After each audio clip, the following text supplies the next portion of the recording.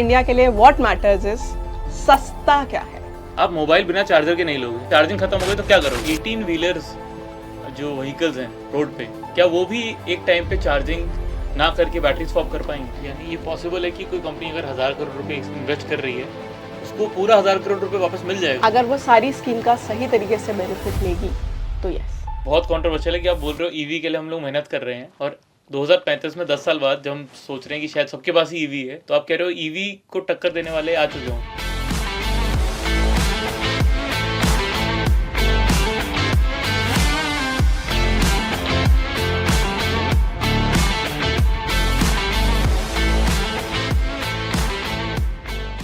पैसा पॉलिसी और आप, today we are going to talk about gears, motors, engines, basically about everything that auto sector can cover. आप गाड़ी कौन सी ले सकते हैं, बजट ने गाड़ी लेने के बारे में क्या क्या बताया है बजट ने, ऑटोमोटिव स्पेस में क्या क्या चीज़ें हो रखी हैं। We have Parul Nagpal with us from EY. Parul, welcome to the show. Thank you.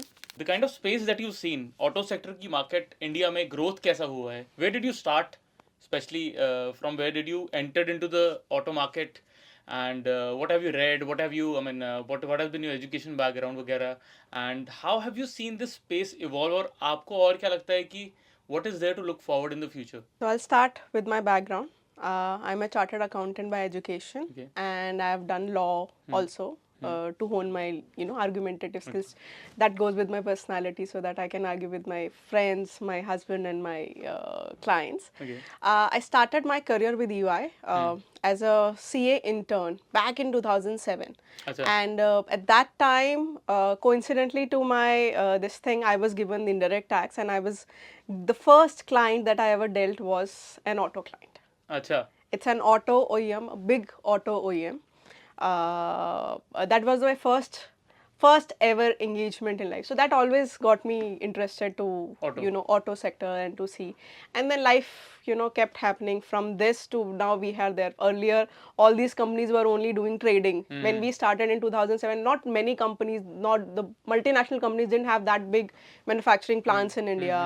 Or if they were there, they were at the nascent stage. Now if you see with the Make in India, how the cycle of auto industry has changed. There are so many new entrants have come into the market. The old the old giants have now started exploring Make in India. They have big manufacturing facilities. Indian giants have become bigger. So that's the change that we have seen in the auto sector. And from having the cars to limited options in India, and now India is one of the first geographies where a new car is launched alongside the world geography. So that's the change we have seen. Okay. अगर मैं बात करूँ एक layman perspective से, बहुत सुन रहे हैं हम लोग कि EVs बहुत ज़्यादा आ रही हैं और मार्केट में वो ग्रीन नंबर प्लेट वाली गाड़ियाँ बहुत दिख रही हैं सड़क पे, एंड एवरीबडी इज़ आफ्टर कि EV में इन्वेस्ट करें, EV में ग्रोथ पाएँ, ग्रीन फ्यूल, एवरीथिंग, बहुत सारा नॉइज़ है. टेल मी समथिंग कि ऑटो सेक्टर का GPS इस समय कहाँ पॉइंट कर रहा है? Are we as India as a market किस तरह से आगे जा रही है? Are we in the acceleration mode? हम लोग बिल्कुल स्पीड से आगे बढ़ रहे हैं? क्या इंडिया स्पीड से आगे बढ़ रही है ऑटो सेक्टर में, या फिर स्पीड ब्रेकर पे है अभी?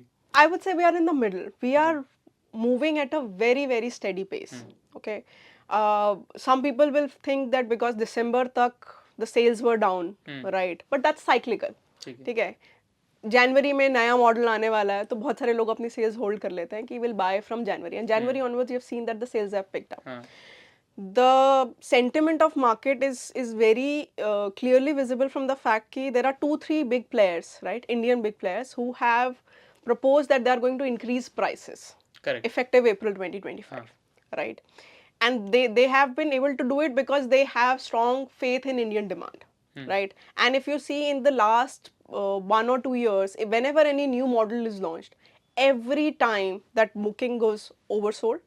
And in fact, in some of the vehicles, there is a waiting as long as 2 years. Correct. So it gives us a confidence that we are not at the speed breaker, definitely. But in terms of whether to be able to, compete with the world, I think we are still little behind from that. But we are moving at a very, very steady pace. थोड़े से traffic jam में हम. Traffic jam नहीं है, road clear है, पर speed limit है. अच्छा, स्पीड लिमिट है और वो 10 20 30 ऐसे स्पीड बढ़ती रहेगी बढ़ती हमारी, रहेगी। But we are definitely not on a speed breaker, हम लोग आगे ही बढ़ रहे हैं। Yes definitely. EV versus internal combustion engine which is ICE as you told me, तो डीजल और पेट्रोल का ज़माना चला गया है, अब ये पुरानी चीज़ें हो गई हैं, ईवी पे मूव करो। आपको लगता है कि सभी एंगल से ईवी लेना एक विनिंग डील है?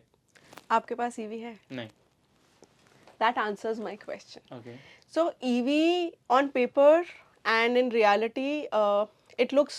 I think it is the need of the hour. ठीक है। The way the crisis that the whole world, global economy is facing, that we have to go green, climate change is real, and then we have to find a cleaner mechanism, and EV is the next best solution that we have right now. And in terms of the government is doing a bit, it's a bit on that. Government बहुत सारे incentives दे रही है to manufacturing companies so that they adopt this thing. They are giving incentives to charging infrastructure players. Correct. They are telling them कि आप ये charging infrastructure लगाओगे so we'll help you set up this thing. They are giving incentives in the form of to the employees, to the companies, saying that अगर आपने गाड़ी ले ली तो इसकी registration cost सस्ती हो जाएगी. Correct. So they are trying to make it economical और affordable for. जो कि सबसे पहला फैक्टर होता है कोई भी आप गाड़ी लेते हो तो। Correct. Because इंडिया के लिए what matters is सस्ता क्या है.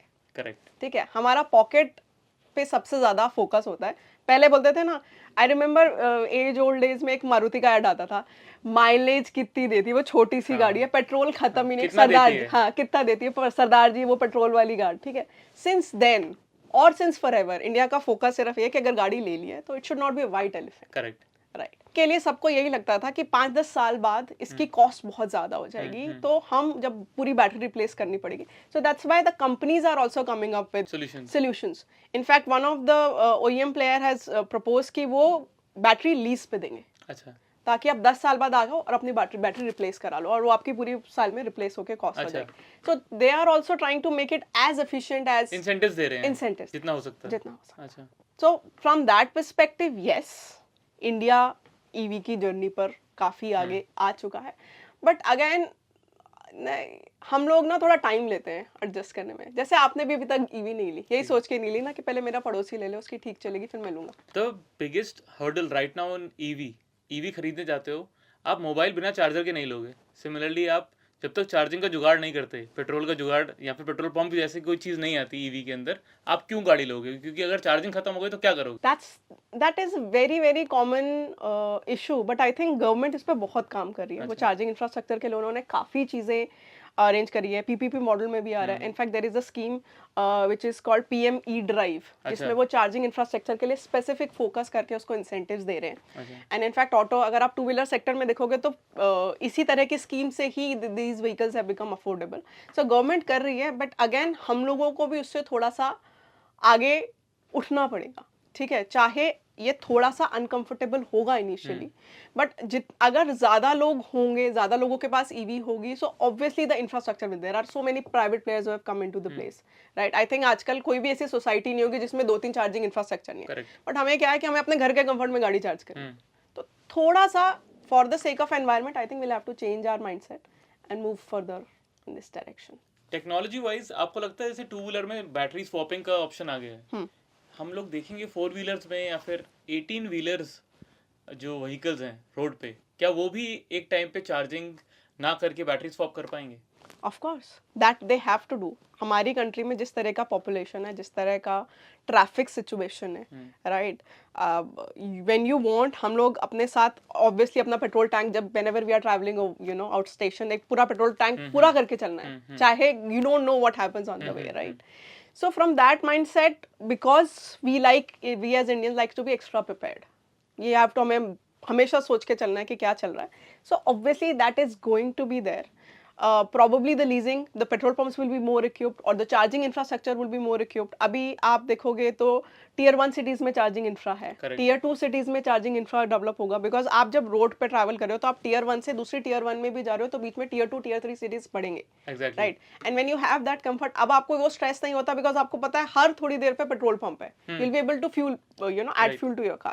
Similarly, once we'll have those things, that will give comfort. Plus, with the advent of technology, what we have seen ना, जो चार्जिंग एक चार्ज पे गाड़ी कितना चलती है, that is also increasing with time. Right. So I think that is going to be the future and we should be there. Future में हमें पूरा कॉन्फिडेंस है कि टर्बो चार्जिंग स्टेशंस आ जाएंगे, लेकिन गवर्नमेंट पॉलिसीज कितनी टर्बोचार्ज्ड हैं, like there is a PLI scheme, then there is scrappage scheme, correct, ground level पे कितना इफेक्ट है इसका? बहुत ज़्यादा। सो ये जो जो स्कीम्स आपने दोनों बात करी हैं, both the schemes are intended to induce demand in the country. यानी कि कंट्री में डिमांड बढ़ाने के लिए ही ये स्कीम डाली गई है। तो एक तरीके से आपने मैन्युफैक्चरर को इंसेंटिव दे दिया कि आपकी मैन्युफैक्चरिंग कॉस्ट मान लीजिए 100 रुपया है, तो उन्होंने बोला कि आपको 20 रुपया हम दे देंगे आपकी सेल्स का। तो एक तरीके से आपकी कॉस्ट ऑफ मैन्युफैक्चर कम हो गई ना। तो अगर आपको वो इंसेंटिव मिल रहा है तो आपके लिए वो आसान हो जाता है उसको मैन्युफैक्चर करके अपनी वर्किंग कैपिटल मेंटेन करना। तो जैसे ही पीएलआई है वैसे स्टेट्स ने भी स्कीम निकाली है which they call as EV specific policies और चार्जिंग इंफ्रास्ट्रक्चर सपोर्टिंट पॉलिसीज। तो इस तरह की बहुत सारी स्कीम्स सरकार ने निकाली है। And then scrappage policy also says that if you want to scrap your vehicle you will be given an incentive, right. और कंपनीज को बोला गया कि आपको अपने व्हीकल इस नॉर्म्स में स्क्रैप करने हैं और आप स्क्रैप करेंगे तो गवर्नमेंट ने इस तरह के बहुत सारे स्कीम्स और इंसेंटिव्स निकाले हैं। गवर्नमेंट तो कर रही है पर we as country also have to do our bit. ठीक है, every coin has two side. ठीक है, सिर्फ एक तरीके से चीज काम होती रहेगी तो आगे नहीं बढ़ेगा जब तक इंडियन मासेस उस चीज को अडॉप्ट नहीं करेंगे। And this has been seen very significantly in two wheeler space. अगर आप आज की तारीख में देखोगे there is most of the delivery people they are using e bikes और ई मोटरसाइकिल्स और all these things. They are at that level, the adoption is high. Because the distance is small, they know they will be able to the price is also small. Price is small.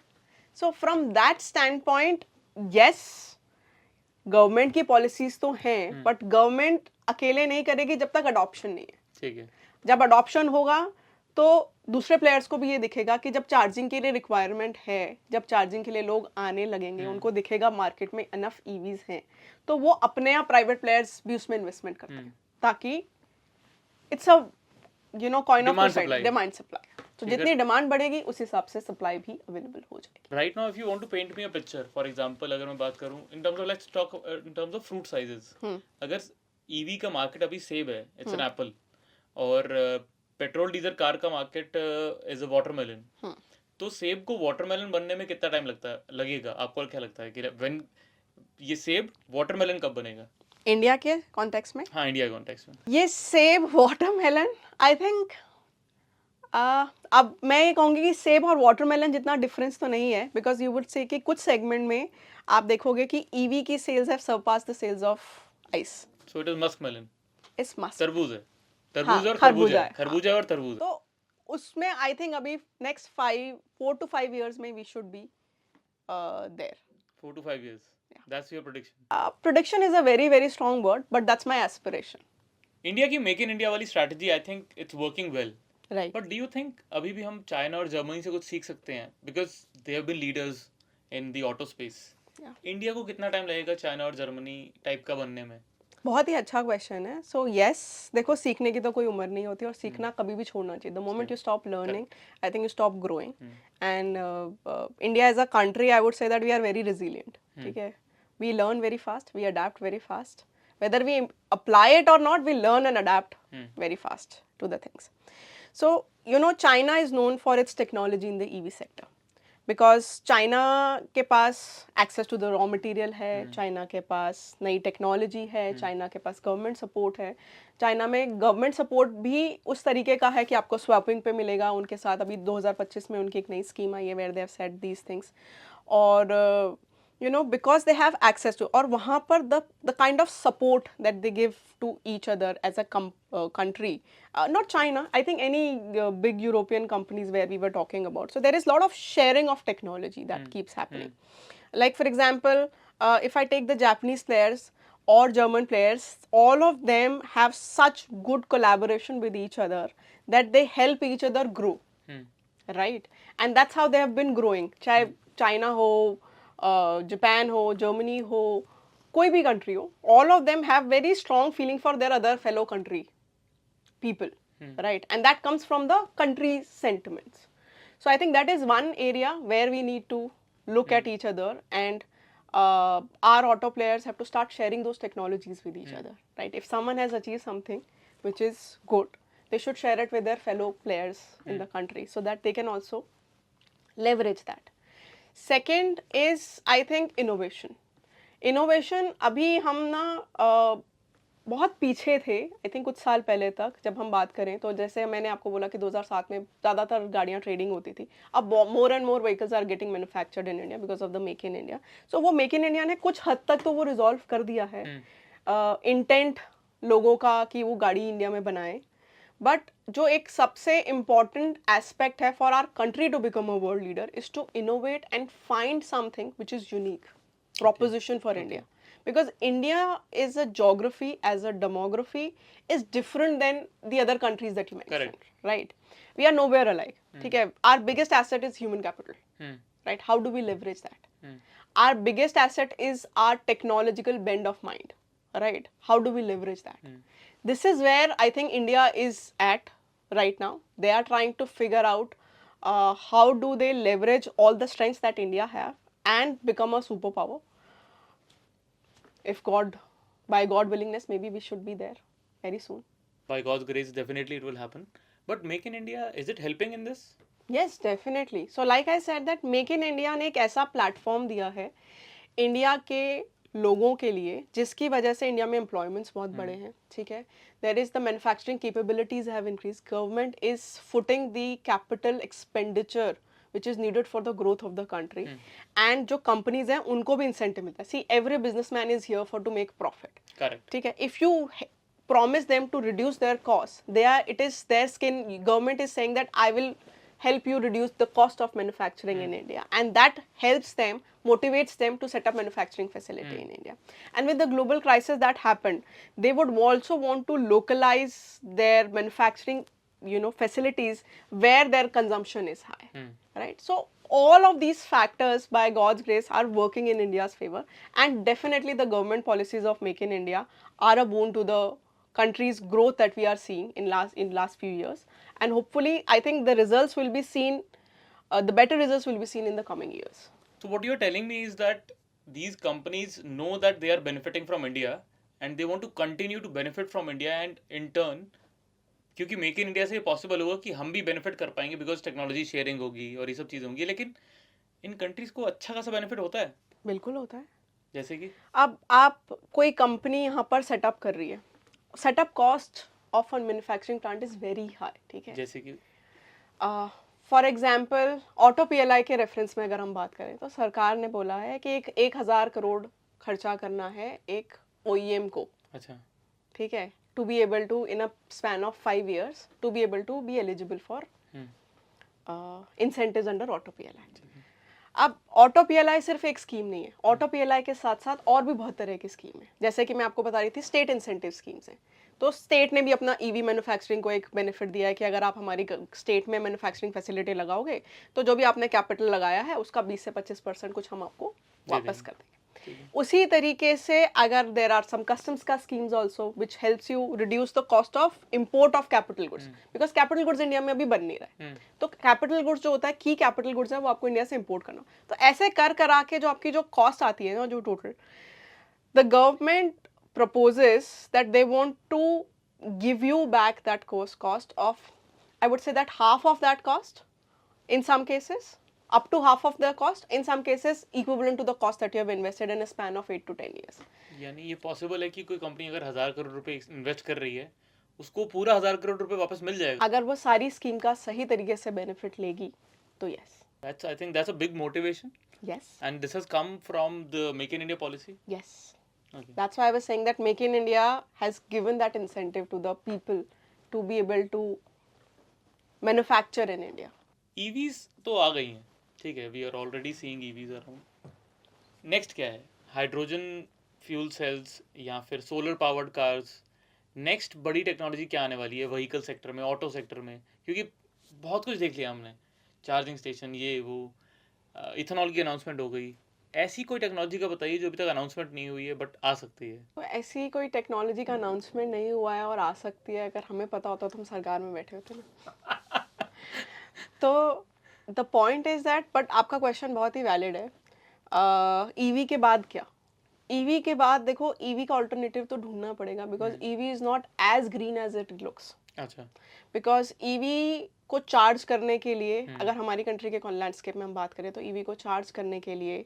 जो power आती है वो power कहाँ से manufacture होती है that is from the power plants that we have right? And coal is the major source of it, thermal power plants, right? Is it actually Correct. green? EV का जो battery है, हम्म। they have some harmful chemicals, ठीक है। right?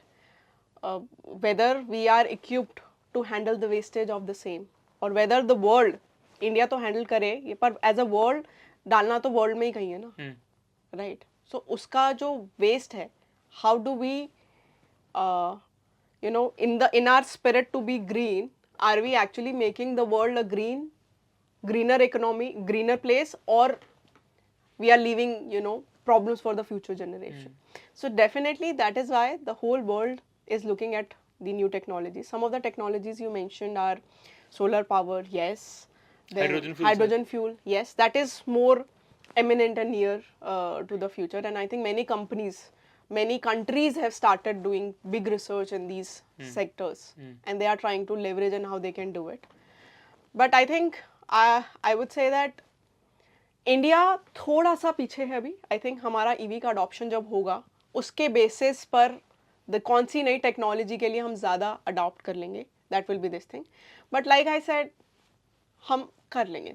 I am very very hopeful and positive when it comes to these things कि we as country have, you know, overpowered so many things and overcome so many hurdles in our life that it is very easy for us to adapt to these technologies. It's just the initial hitch, जिसे हम कहते हैं ना कि कुछ नया है. Whatever we knew of cars is changing, and that is what EV is doing for that, the change in the mindset. And then the sky is the limit for us. कोई एग्जांपल दे सकते हैं आप, for example कि जिससे India overcome करके आया, for example as a country आपने बड़ा लैंडस्केप देखा है about the auto sector. Can you quote any example that you saw that India में हेजिटेशन है, but then the market when it open to it, और फिर मार्केट ने इतना अच्छा एक्सप्लोरेशन दिया उसको अपनी, we bent the rules of the game. कोई ऐसा एग्जांपल? सो अगर आप ऑटो सेक्टर में एक एग्जांपल लीजिए, ठीक है. पहले people were more, you know, there were two segments, clear bifurcation, ठीक है, पेट्रोल और diesel, right. And why that bifurcation was there? Petrol was cheaper and diesel was slightly expensive as compared to that. So then people said that जिसको long distance जाना है, they used to buy diesel, and जिसको short distance जाना है, जिसको speed pickup चाहिए, वो petrol खरीदता था, ठीक है. That was the mindset people had. Now if you see, there were some players who were traditionally only making diesel engines, ठीक है, some big players. Now they have also started making petrol engines because they have understood that India में this mindset is very very fickle.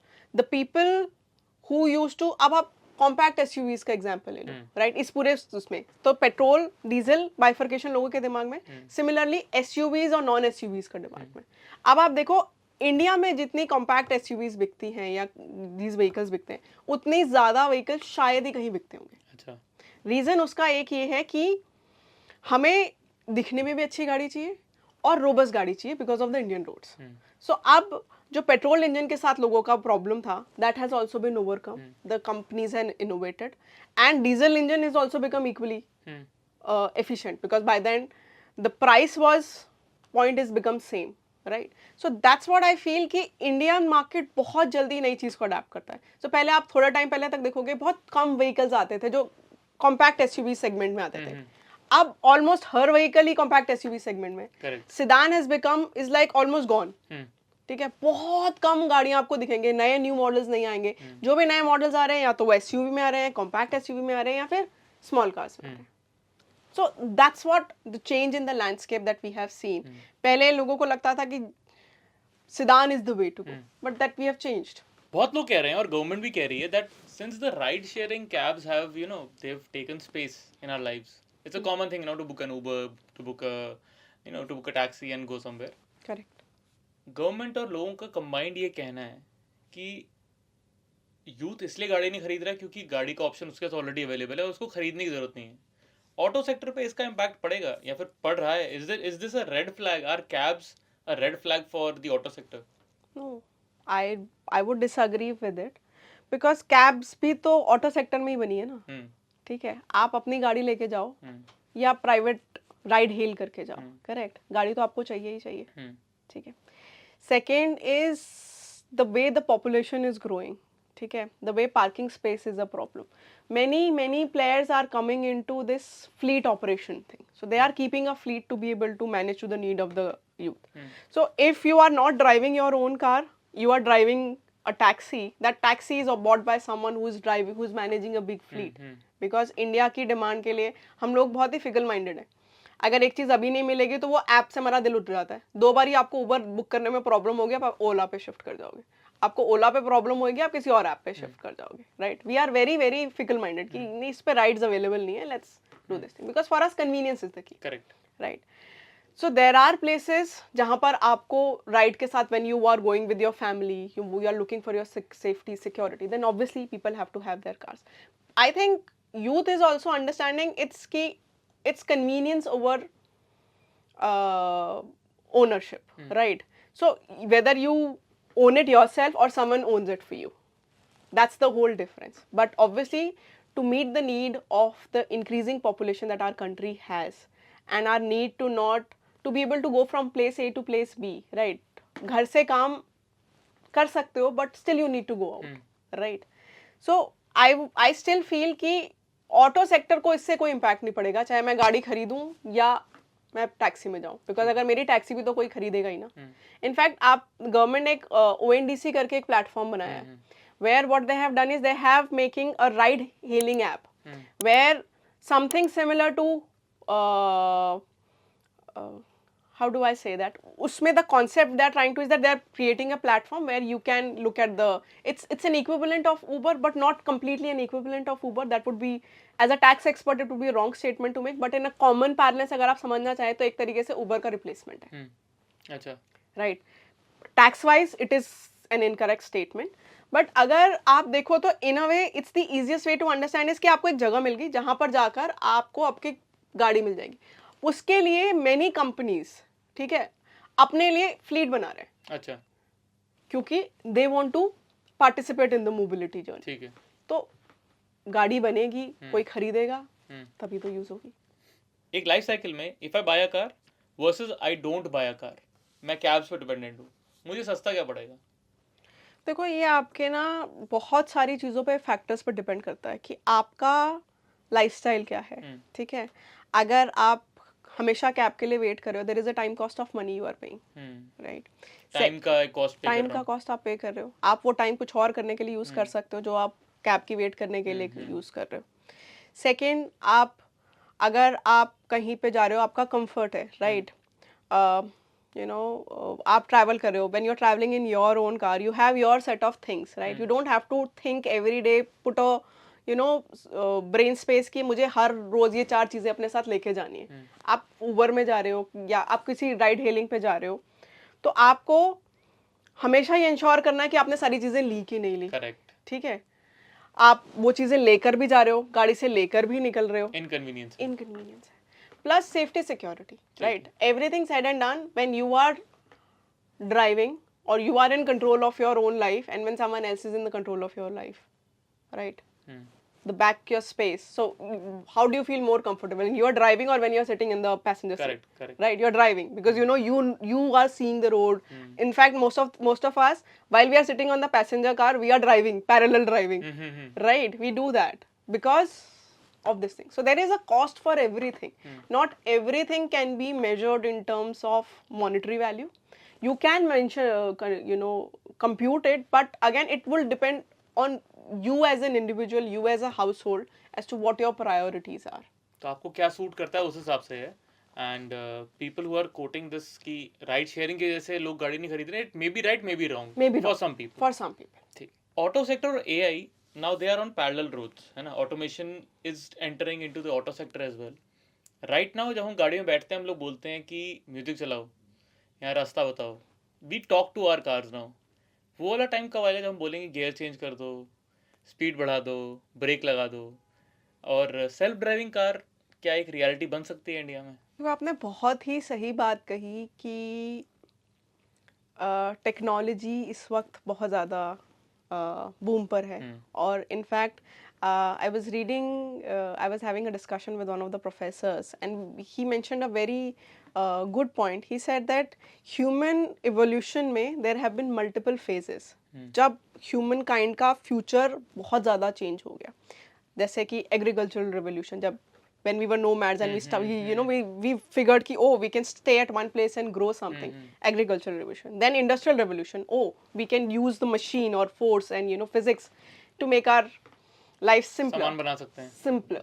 उसी तरीके से अब है digital revolution. अच्छा. So we know now we are at that cusp where the growth of is going to be exponential, the people who are in the digital sector, right? So obviously कोई भी ऐसा sector नहीं होगा जो इससे अछूता रह जाएगा. कोई भी ऐसा सेक्टर नहीं होगा जिस पे इसका इम्पैक्ट नहीं पड़ेगा. ये एक ऐसी टेक्नोलॉजी है जो हमारे सोचने का, हमारे काम करने का तरीका बदल देगा. आज से कुछ समय पहले क्या हम में से किसी ने सोचा था कि हमें कंप्यूटर अपने हाथ में लेकर, मोबाइल हाथ में लेकर ट्रैवल करेंगे, राइट? जब मोबाइल का इन्वेंशन नहीं हुआ था उस टाइम पे बड़े बड़े कंप्यूटर थे, but all of that has been become possible. So yes, self drive cars कुछ जगह अवेलेबल है. हमारी कंट्री में I think, like I said that we are little at the adoption stage. अभी हम पहले ईवी टेस्ट कर लें. इस बात पे बहुत कुछ डिपेंड करेगा कि हम एज अ कंट्री ईवी को कितना एक्सेप्ट करते हैं, and that will determine the future of the new technologies which will come to our country. Self driving आपको क्या लगता है इंडिया में कितने साल बाद आप देख रहे हैं कि when you are going out आप एक सेल्फ ड्राइविंग कार में बैठ के जा रहे हैं? Okay, see I am very sceptical by nature. So अगर मैं अपने लिए पूछूं तो I would never drive a self driving car, because I will be always worried कि व्हाट इफ ठीक नहीं चलाई तो. बट हाँ, I think it's there, the future is there. I think the base is being set. When we are able to achieve, I think it will be a tricky statement for me to make or comment on. ठीक है. एक example लेते हैं. मैं एक salaried employee हूँ अभी, ठीक है, और मुझे मन करता है कि मेरे पास बहुत सारे आइडियाज़ हैं. I have also designs in mind और मुझे एंटर करना है ऑटो सेक्टर में. Talking to you I know that auto sector is on a boom और फ़ायदा ही फ़ायदा है इसमें. क्या एक young player, a young entrepreneur can think of entering into the auto market, या फिर बिलियनर्स ही इस मार्केट को जो है डोमिनेट करते हैं और डील करते हैं? There is no space for a startup ecosystem to exist in this space. नहीं, आई थिंक अगर आप सोचेंगे ना तो ऐसा नहीं है कि सिर्फ बिलियनर्स का ही स्पेस है और के लिए ही जगह है ऑटो सेक्टर में. ऑटो सेक्टर एक ऐसा सेक्टर है जो हमने देखा है पिछले अगर हम 4-5 सालों की जर्नी की हम बात करें तो there have been so many new entrants in the 2-wheeler space, 3-wheeler space, commercial vehicle space, right? These are new players who never tried their hands in the auto sectors or who were never into this manufacturing also. They have started manufacturing and doing these things. But जो सबसे important चीज़ है, क्या आपके पास एक unique proposition है? क्या आपके पास कुछ ऐसा टेक्नोलॉजी में करने का स्किल है? बिकॉज जो अभी अवेलेबल है, सो इंडियन मार्केट को लुभाना बहुत मुश्किल है. जब तक आप उसको कुछ नया डिफरेंट नहीं दोगे ना, we as I think all of us want to go safe. हम उसी चीज़ के पास जाएंगे जो ट्राइड है, टेस्टेड है, अनलेस कुछ बहुत ही इंटरेस्टिंग प्रोपोजिशन हमारी आंखों के सामने. सो for a new entrepreneur to bud into it, yes, the country's environment is conducive. The growth opportunities are there. When the government is giving incentive, they are not doing a bifurcation between whether you are a young player or entrepreneur or a billionaire. They have set certain criterias. If you meet those criteria, you get those incentives. So government is not differentiating. The only differentiating factor for you is that whether you have the persistence to go through that consistently and contribute something to this sector, which is going to be appreciated by the consumer, because by the end consumer is the king. Correct. Auto industry आज तक हम सिर्फ देखते थे manufacturing sector के तौर पे, but recently जिस तरह की कार्स आ रही हैं, there is AI, there is tech involve, high level tech involve in that. There is also software engineers working on a car. आपको लगता है ये बहुत बड़ी अपॉर्चुनिटी बन सकती है आने वाले टाइम में, that these people also find employment, software engineers finding employment auto manufacture? Yes, definitely. आप जब हमारे देश में, आई थिंक मुझे याद है जब the first car which my father bought in back in 2000, right, and you know the car, उसके ना जगह जगह सर्विस स्टेशन होते थे, और सर्विस स्टेशन नहीं भी होते थे ना, तो there was a back at the mind comfort होता था कि किसी भी उसको वो मैकेनिक के पास ले जाएंगे, वो ठोक पीट के कुछ ना कुछ करके वो ठीक कर देगा और गाड़ी चल जाएगी, because the cars were robust. और ये एक रीजन भी होता था कि उस ब्रांड की कार लेंगे कि हाँ, उसके मैकेनिक हर जगह मिल मैकेनिक जाते हर जगह मिल जाए. That was one of the reasons, that was one of the selling point for you know OEMs at that time. But अब आप देखोगे, चाहे वो किसी भी ब्रांड की गाड़ी हो, चाहे वो आइस हो, चाहे वो ईवी हो, उसके मैन्युफैक्चरिंग प्रोसेस, उसका repair system, diagnostic process, everything is computer driven. आज भी आपके पास, चाहे आप किसी भी ब्रांड की गाड़ी रखते हो, आपके पास एक कार ऐप होगा उस कंपनी का, जो आपको आप सर्विस स्टेशन में लेके जाओगे, उसके बिना वो रिपेयर कर ही नहीं सकते, बिकॉज उसमें प्लग इन करेंगे और वो चेक करेंगे आपकी गाड़ी की हेल्थ कैसे है. राइट. पहले ये सब सिस्टम्स नहीं होते थे, वो आपको मैकेनिक की स्किल पे डिपेंड करना पड़ता था कि वो पता करके बता देगा कि प्रॉब्लम कहाँ है. ठीक है. Now with this it is very very clear कि जिस तरीके से टेक्नोलॉजी हमारे डे टू डे लाइफ में आ गई है, so it is naturally going to have an opportunity in the manufacturing, in the after sales, in any sphere of any industry, and automobile is also not an exclusion to it. वो भी उसी तरीके से ही grow करेगा. जैसे कि आज भी अपनी गाड़ी कभी भी रिपेयर के लिए लेके जाते हो, तो they you know plug in to the car and check the health of this. तो वो चेक करके स्कैन करके बताएंगे आपकी गाड़ी में क्या प्रॉब्लम है. ठीक है. So that is also clearly shows कि हमारा सिस्टम्स पे और ऑटो सेक्टर में सिस्टम्स की कितनी इंपॉर्टेंस हो गई है. अगर आपको एक प्रेडिक्शन करनी है 2035 के ऑटो इंडस्ट्री के बारे में, 10 years from now, let's say March of 2035, सबसे ज़्यादा कंट्रोवर्शियल और बोल्ड प्रेडिक्शन आप क्या कर सकते हो? That we will have an alternate to EV. Okay. And we will be equivalent, if not surpassing, the existing giant companies or the big countries that who are known for their auto. We will surpass them. यानी कि कोई Indian company हो सकता है future में EV की market को भी टक्कर दे दे और शायद डिस्टर्ब कर दे पूरा. Yes. और इंडिया को उस लैंडस्केप में एस्टैब्लिश करने में हेल्प कर दे, जहाँ पर Indian innovator will become a brand that okay. ये बहुत कंट्रोवर्शियल है कि आप बोल रहे हो ईवी के लिए हम लोग मेहनत कर रहे हैं, और 2035 में 10 साल बाद जब हम सोच रहे हैं कि शायद सबके पास ही ईवी है, तो आप कह रहे हो ईवी को टक्कर देने वाले आ चुके होंगे. अभी आप बाहर के स्पेस में अगर आप देखोगे, तो ईवी के साथ साथ और भी टेक्नोलॉजीज अपना स्पेस ढूंढ रहे हैं. They are trying to find their foot कि किसी तरीके से they establish themselves. Right. And जैसे कि मैंने पहले कहा था, मुझे लगता है कि हमारा एक माइंड चेंज का एक स्विच का इशू है अभी. The moment we adapt that गाड़ी पेट्रोल और डीजल के अलावा चल सकती है और सस्टेनेबल है, then there is no limit for us. Everything is possible for us as a country because we have such brilliant brains here, right? The amount of innovation that we have in our day-to-day life, जैसे हम बोलते हैं ना जुगाड़, जब हम जुगाड़ में इतने अच्छे हैं, so when it comes to innovating something and if the environment is conducive, why not? We will see in 10 years. Yes. India को वर्ल्ड का ऑटो हब बनना है. Right now I think it is Germany, China. India को अगर world का auto hub बनना है, एक मुझे 30 सेकंड की CEO पिच आप दीजिए कि how will we achieve this goal. Okay. So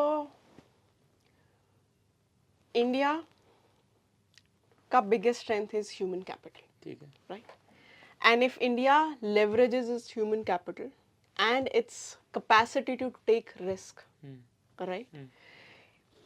If Indians are able to utilize that, or we Indians have the capacity to do it, we have to just find the right moment or right switch. We would be able to surpass them, definitely, for sure, because the way the government is working to make the different technologies being available to India, the way our people are trying to adapt to these new technologies, I think it's a generational change also. The generation that we had, my parents, or I would look at the the generation who's after me, I see a stark difference in their approach in terms of handling new things. So I strongly feel that if we are able to look at the technology that we have and the technology access, the whatever access we have got, the government has worked hard to, you know, make India accessible to those technologies. If we start working on it, we would definitely going to surpass it. And but again, the only way forward is collaborative approach. One person will not be able to do it. I think all of us will have to collectively come towards it and work towards a common goal of making India a global economy. And by doing that, I think we would be able to achieve that. तो आपने prediction दे दी है, आपने एक landscape दिखा दिया है, and we know much more about the auto sector अब, और मेरे ख्याल से पॉलिसीज़ कितना ज़्यादा अफेक्ट कर रही हैं गवर्नमेंट की. Make in India is wonderful, I think the example that you've given. और thank you so much for talking to us, Parul. Thank you so much for your time. Thank you for having me. Thank you so much.